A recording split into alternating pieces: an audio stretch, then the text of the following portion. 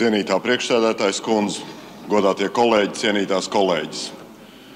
Šis likumprojekts ir kārtējs apliecinājums Mārka Kučinska nespējai.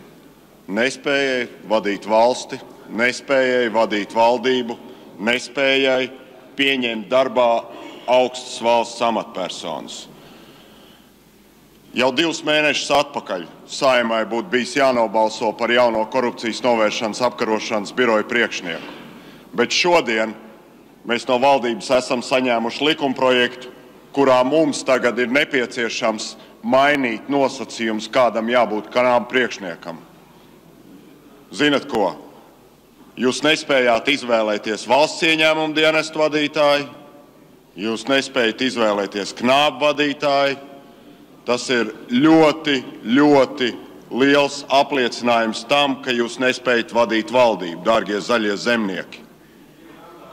Un es jums varu pateikt tā, ka Latvijā zāle pēc jūsu valdīšanas neaugs, vienkārši neaugs. Es, protams, aicinu nodot šo likumprojektu tālākai virzīšanai Saeimā.